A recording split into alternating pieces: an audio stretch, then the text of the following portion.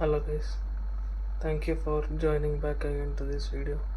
ఈ వీడియోలో general basic topics అంటే డివిడెండ్స్ అంటే ఏంటి, లిక్విడిటీ అంటే ఏంటి, ఎఫ్ఐఎస్ అంటే ఎవరు, డిఐఎస్ ఏమంటే ఎవరు, స్టాక్ స్ప్లిట్, బై బ్యాక్ ఇట్లాంటి జనరల్గా స్టాక్ మార్కెట్లో వాడే పదాలన్నిటినీ కొంచెం ఎక్స్ప్లెయిన్ చేయాలనుకుంటున్నాను.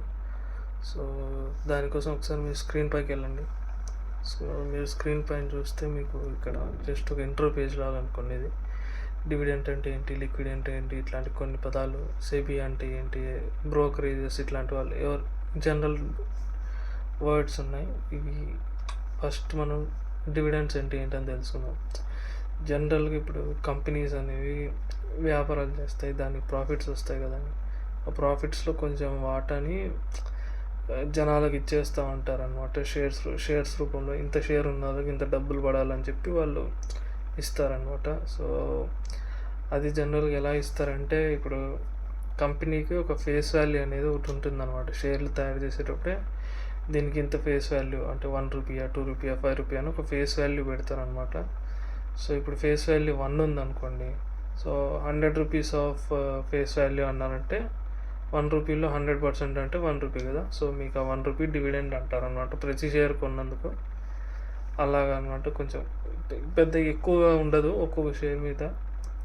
కొన్ని కంపెనీస్ అయితే 10, 5, 15 ఇట్లా చాలా తక్కువ కంపెనీస్ అనమాట డివిడెండ్ ఎక్కువ ఇచ్చేవి. ఎందుకంటే ప్రాఫిట్స్ వచ్చిన వాటిని వాడి గ్రో అవ్వాలని చూస్తాయి కొన్ని కంపెనీస్ ఏంటంటే ఎక్కువ డబ్బులు వచ్చేసాయి, ఏం చేయాలో తెలియక డివిడెండ్లా పనిచేసుకుంటూ ఉంటారు. సో కొన్ని కంపెనీస్ ఇప్పుడు జనరల్గా రెగ్యులర్గా, కొన్ని కంపెనీస్ ఎలా అంటే రెగ్యులర్గా ఇస్తూ ఉంటాయి అనమాట. ప్రతి క్వార్టర్లీ, ప్రతి యాన్యువల్లీ ఇలా ఇస్తూ ఉంటాయి. కొన్ని అట్లా ఇచ్చేవి కొన్ని ఎట్లా అంటే నేను బాగా గమనించిన డివిడెండ్ స్టాక్స్ ఏమంటే ఐటీసీ, వేదాంత అని ఇలాంటి కంపెనీస్ ఉన్నాయి. అవి కొంచెం బాగా ఎక్కువ ఇస్తాయి అనమాట ఇన్వెస్టర్లకు డబ్బులు.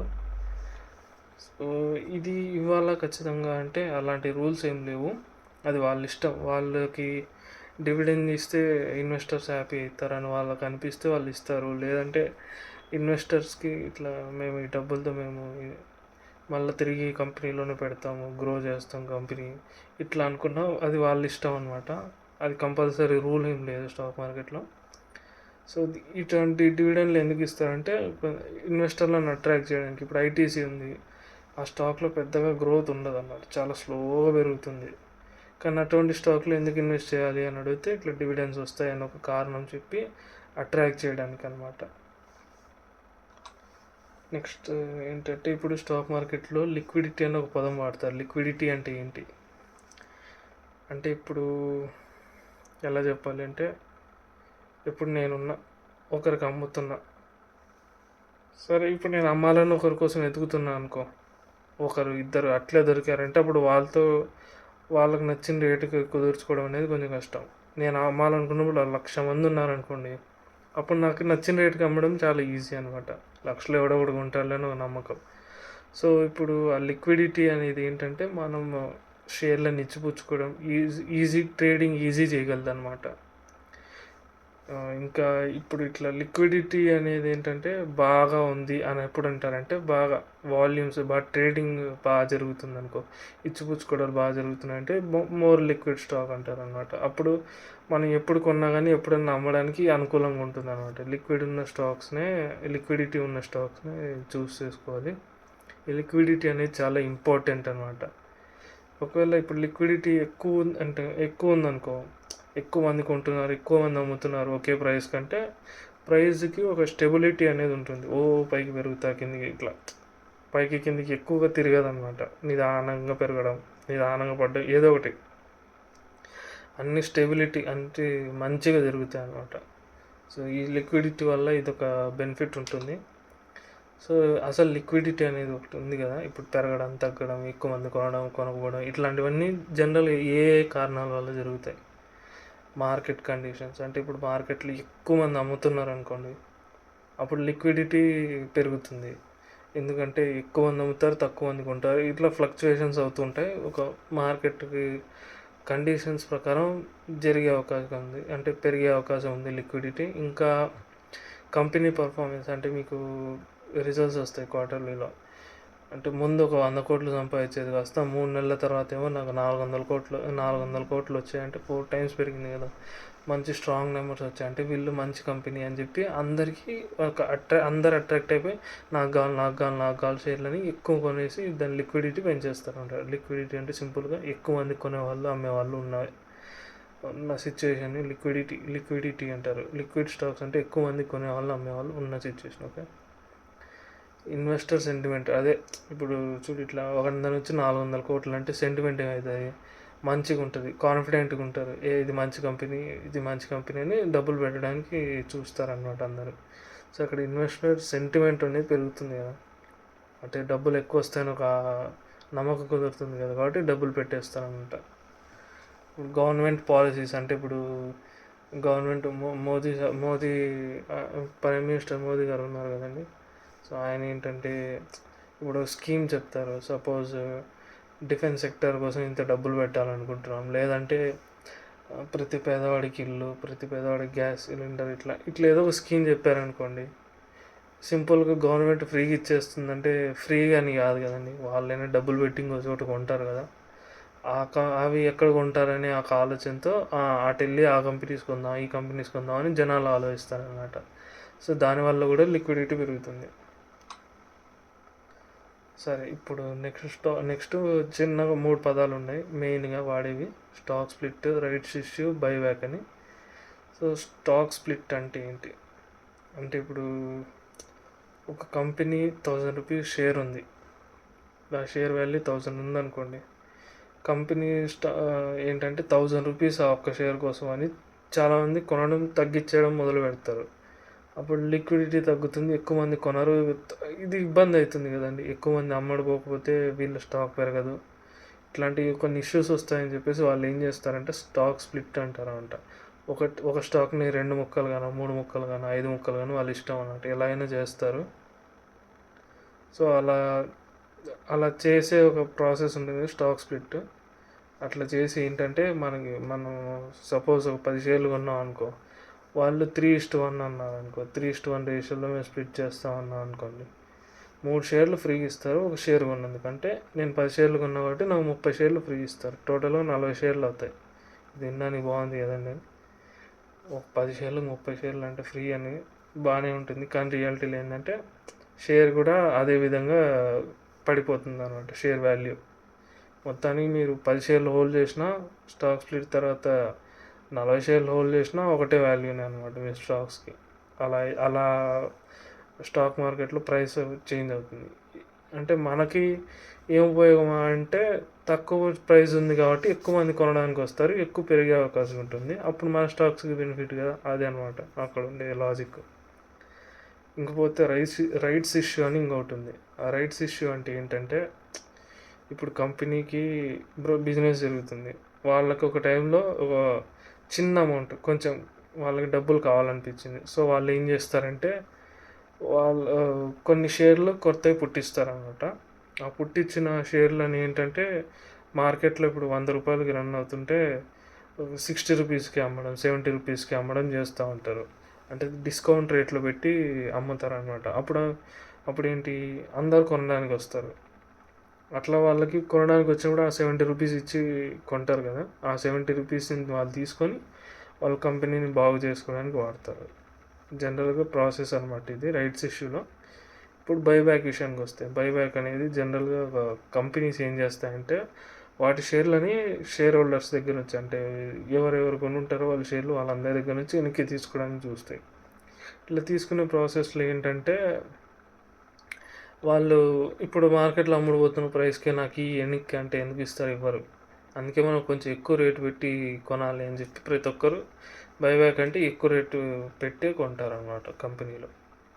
ఇక్కడ అదొక బెనిఫిట్ ఉంటుంది. అలా కొన్న తర్వాత ఏమవుతుందంటే ఆ షేర్లు ఉండవు కాబట్టి ప్రతి షేర్ మీద వచ్చే ఎర్నింగ్స్ ఉంటాయి కదండి, అదొక మెట్రిక్ అనమాట ఫండమెంటల్ అనాలిసిస్లో. అది పెరుగుతుంది, కంపెనీకి ఒక విలువ వస్తుంది అనమాట, కొంచెం విలువ పెరుగుతుంది. సో బైబ్యాక్ అనగానే ఎంత రేటుకు పెడుతున్నారు, ఎంత పెరిగే అవకాశం ఉందని కొంచెం క్యాలిక్యులేట్ చేసి కొందరు ఇన్వెస్ట్ చేస్తూ ఉంటారు అనమాట.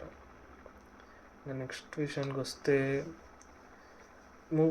మార్కెట్లో 3 రకాల ఇన్వెస్టర్లు ఉంటారు బేసిక్గా. ఎఫ్ఐఐస్, డిఐఎస్ రీటైల్ ఇన్వెస్టర్స్ అని. ఎఫ్ఐఐస్ అంటే ఫారినర్స్ అనమాట. ఫారిన్లో ఉండే పెద్ద పెద్ద కంపెనీలు ఉంటాయి కదా, ఇన్స్టిట్యూషన్స్, వాళ్ళు ఇన్వెస్ట్ చేస్తే ఫారిన్ ఇన్వెస్టర్స్ అంటారు అనమాట. వాళ్ళు ఏంటంటే ఇండియాలో ఉండే కంపెనీలో పెట్టుబడి పెట్టడానికి ఇండియా బయట అంటే యూఎస్ అయినా, యూరోప్ అయినా, చైనా అయినా, జపాన్, అట్లా వేరే వేరే కంట్రీస్ ఉంటాయి కదా, వాళ్ళందరూ డబ్బులు తీసుకొచ్చి మన కంట్రీలో పెడతారనమాట. మన ఇండియన్ స్టాక్ మార్కెట్ మీద నమ్మకం ఉండి. సో డొమెస్టిక్ ఇన్స్టిట్యూషనల్ ఇన్వెస్టర్స్ అంటే వీళ్ళు జనరల్గా ఇండియాలో ఉండే కంపెనీసే. ఎఫ్ఐఎస్ అంటే ఇండియా బయట ఉండే కంపెనీస్, డిఐఎస్ అంటే ఇండియా లోపల ఉండే కంపెనీస్. జనరల్గా ఇండియా లోపల ఉండే కంపెనీస్ అంటే ఎటువంటివి ఉంటాయి, ఇప్పుడు ఈ రీటైలర్స్ ఉంటారు, మ్యూచువల్ ఫండ్స్కి డబ్బులు ఇస్తూ ఉంటారు, లేదంటే ఇన్సూరెన్స్లు కడుతూ ఉంటారు. ఆ డబ్బులను ఊరికే పెట్టుకోరు కదండి, వాళ్ళు ఏదో చేసి డబ్బులు సంపాదించుకోవాలి కదా. సో వాళ్ళు ఏం చేస్తారంటే ఇట్లా స్టాక్ మార్కెట్లో పెడుతూ ఉంటారు.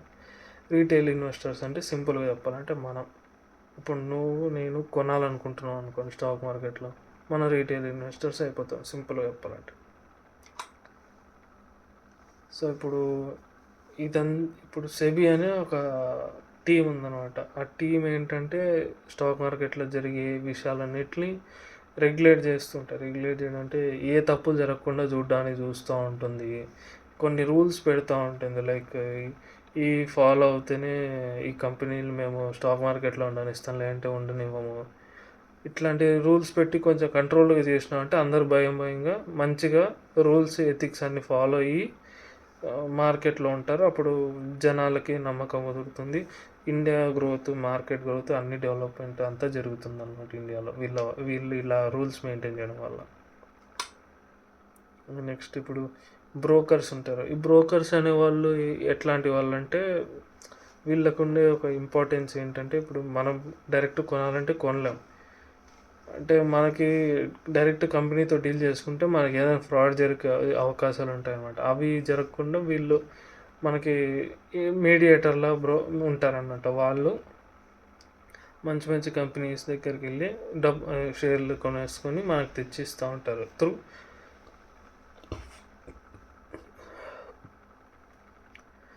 వీళ్ళు షేర్లు మంచి మంచి కంపెనీస్ దగ్గరికి వెళ్ళి తీసుకొచ్చి మనకి ఇస్తూ ఉంటారు అన్నమాట. వీళ్ళు త్రూ ఎన్ఎస్సి, బిఎస్సి వెళ్తారు. మీకు ఎన్ఎస్సి, బిఎస్సి అంటే ఐడియా ఉందని అనుకుంటున్నాను. ఇన్ కేస్ ఐడియా లేకపోతే ఇవి ఒక షాపింగ్ మాల్స్ లాగా అనుకోండి. స్టాక్ మార్కెట్లో స్టాక్స్ కొనాలంటే ఓ షాప్కి వెళ్ళాలనుకోండి. ఎన్ఎస్సి అనేది ఒక షాపు, బిఎస్సి అనేది ఒక షాపు మన ఇండియాలో ఉండేవి. ఈ ఎన్ఎస్సి అనే షాప్లో ఎన్నో కంపెనీ షేర్లు ఉంటాయి. మనం అక్కడికి వెళ్ళి నాకు ఈ కంపెనీ ఇన్ని షేర్లు కావాలని కొనుక్కొని వచ్చుకోండి. ఇలా సింపుల్గా చెప్తున్నా మీకు. ఓకే, వీళ్ళు ఒక స్టాక్ మార్కెట్కి ఒక యాక్సెస్ లాగా అనమాట. మనం డైరెక్ట్ కొనాలంటే కొనలేం. వీళ్ళ ద్వారా మనకు ఒక యాక్సెస్ దొరుకుతుంది కొనడానికి. మనం అమ్మాలన్నా కొనాలన్నా వీళ్ళ ద్వారా జరుగుతుంది. ఓకే, ఇది సింపుల్గా బ్రోకర్స్ గురించి. ఇప్పుడు ఇండియాలో ఉండే బ్రోకర్స్ ఎవరు అంటే Zerodha, Groww, Upstox, Angel One, Dhan, blue, Alice blue, ఇట్లా చాలా చాలా ఏవేవో ఉంటాయి. ఐసిఐసిఐ సెక్యూరిటీస్ అని. మీకు నచ్చింది అందులో ఏదో ఒకటి మీరు అకౌంట్ ఓపెన్ చేసుకోవాలన్నమాట. ఓకే,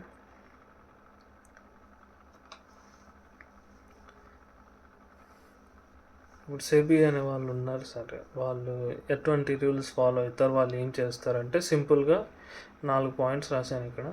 కాంప్లయన్స్, వాళ్ళు పెట్టిన రూల్స్ అన్నీ జరుగుతున్నాయి లేదా అని గమనిస్తూ ఉంటారు. ఇప్పుడు అంటే ఫ్రాడ్స్ జరుగుతున్నాయి లేదా ఇటువంటివి గమనిస్తూ ఉంటారు అనమాట. డిస్క్లోజర్ రిక్వైర్మెంట్స్ అంటే వీళ్ళు ఇప్పుడు కంపెనీస్ పెడతారు, మనం ఏం తెలియకుండా ఏం ఇన్వెస్ట్ చేస్తాం. సో ఇప్పుడు ప్రతి 3 నెలలకి మీరు రిజల్ట్స్ పెట్టండి, ఏమన్నా న్యూస్ వస్తే మీ గురించి ఇట్లా చెప్పండి, ఇట్లాంటి డిస్క్లోజర్ అంటే జరిగినవన్నీ విషయాలు బయట పెట్టేలాగా కంపెనీస్ని ప్రోత్సహిస్తుంది సింపుల్గా. ఇన్సైడర్ ట్రేడింగ్ అంటే ఇప్పుడు సపోజ్ మీరు ఒక కంపెనీలో పనిచేస్తున్నారు, ఆ కంపెనీ రేపు ఒక అనౌన్స్మెంట్ చేయాలనుకోండి, ఆ న్యూస్ మాత్రం మీకు ముందు రోజు తెలిసిపోయింది అనుకోండి, మీరేం చేస్తారు, వెళ్ళి షేర్లు కొనేస్తారు. రేపు అది న్యూస్ వస్తానే పెరుగుతుంది. సో ఇట్లా ఇది మీకు అందరికంటే ముందు న్యూస్ వస్తుంది కదా. ఇటువంటి ఫ్రాడ్లు జరగకుండా ఆపడానికి చూస్తుంది అనమాట సెబీ. ఇంకా మార్కెట్లో మ్యానిపులేషన్, మీరు 1992 స్కామ్ మూవీ చూస్తుంటే మీకు అర్థమైపోతుంది. హర్షద్ మెహతా అనే అతను మ్యానిపులేట్ చేసి స్టాక్స్ని ఎలా పైకి పెంచారని. ఇది నిజం చెప్పాలంటే అటువంటివి ఇంకా జరుగుతూనే ఉన్నాయి, కానీ ఇంకా అది వీలైనంత ఆపడానికి చూస్తూ ఉంటుంది అన్నమాట సెబీ. సింపుల్ కన్క్లూజన్కి వచ్చేస్తాను. ఇవి మెయిన్గా 4 పాయింట్స్ అనమాట. మీరు ఫండమెంటల్స్ అనేవి కొంచెం నేర్చుకోవాలి. నేను దాని గురించి నెక్స్ట్ అప్కమింగ్ వీడియోస్లో చేస్తూ వెళ్తాను. ఇంకా మీరు కొనేటప్పుడు ఏదైనా స్టాక్ అయినా ఏదైనా కానీ ఒకే రకంగా కాకుండా ఒకటి కొంచెం పెద్ద దాంట్లో, కొంచెం చిన్న దాంట్లో, కొంచెం మధ్య రకం దాంట్లో, ఇట్లా రకరకాలు కొనాలి. వాటి గురించి కూడా నేను నెక్స్ట్ చెప్తాను. మీ రీసెర్చ్ మీరే చేసుకోవాలన్నమాట, ఏ స్టాక్ కొన్నా ఏదైనా. నెక్స్ట్ మీరు కొన్న తర్వాత సింపుల్గా ఊరికి కొనేసాను, అయ్యా ఇంకా రేపటికి పెరిగిపోలేదా, మొన్నటికి పెరిగిపోలేదా, ఇది వేస్ట్ అని ఇట్లా కాకుండా కొంచెం ఓపిక పట్టాలి. ఆ కంపెనీ నిజంగానే వ్యాపారం చేసి లాభాలు సంపాదించేంత వరకు మీరు ఓపికగా పేషెన్స్ వెయిట్ చేయాలి. సో ఇది ఈ రోజుకి ఒక సింపుల్ వీడియోగా చేశాను. ఇంకా ఇప్పుడు మీకు స్క్రీన్ మీద కనపడుతుంది కదండి ఈ పీపీటీ, నేను ఇది టెలిగ్రామ్ గ్రూప్లో పెడతాను. ఇన్ కేస్ నేను చెప్పిన పాయింట్స్ కానీ మీకు ఏమైనా అర్థం కాకపోతే టెలిగ్రామ్ గ్రూప్లో జాయిన్ అయ్యి మీరు మెసేజ్ పెట్టండి, అక్కడ మనం డౌట్స్ డిస్కస్ చేసుకుందాం. ఓకే. అండ్ నెక్స్ట్ వీడియోలో ఏం చేయాలనుకుంటున్నా అంటే, స్టాక్ మార్కెట్లో స్టాక్స్ మాత్రమే ఉంటాయి అనుకుంటున్నారా? అలా కాదండి. ఇంకా మీకు ఎలా చెప్పాలంటే, స్టాక్ మార్కెట్లో గోల్డ్ కొనవచ్చు, ఈటీఎఫ్స్ అని ఉంటాయి అవి కొనవచ్చు, సిల్వర్ ఇట్లా మెటల్స్ లాంటివి ఏమైనా ఉంటాయి అవన్నీ కొనవచ్చు. ఈటీఎఫ్స్ అనేవి ఉంటాయి అవి కొనవచ్చు, ఇంకా మ్యూచువల్ ఫండ్స్ ఉంటాయి అవి కొనవచ్చు. సో ఈ కొనడం సరే ఎలా కొనాలి ఏంటని ఒక జనరల్ బేసిక్ ఐడియా ఇద్దాం అనుకుంటున్నాను. ఈటీఎఫ్స్ అంటే ఏంటి, నేను ఈటీఎఫ్ ఇన్వెస్టింగ్ ఎలా చేస్తున్నాను, నేను మ్యూచువల్ ఫండ్స్లో ఎలా చేశాను, ఇట్లా ఈ డీటెయిల్స్ గురించి కొంచెం డిస్కస్ చేద్దాం అనుకుంటున్నాను మీతో. సో ఐ హోప్ ఈ వీడియో మీకు ఇన్ఫర్మేషన్ కొంచెం యూస్ఫుల్ ఇన్ఫర్మేషన్ ఇచ్చాను అనుకుంటున్నాను. ఇటువంటి బేసిక్ బిగినర్ వీడియోస్ ఇంకా మన ఛానల్లో మళ్ళీ వస్తూ ఉంటాయి. సో చెక్ చేయండి మళ్ళీ వీలు కుదిరినప్పుడు. అప్పటిదాకా మీరు టెలిగ్రామ్లోకి వచ్చి ఏదైనా డిస్కస్ చేయాలనుకుంటే అక్కడ డిస్కస్ చేయండి. Thank you.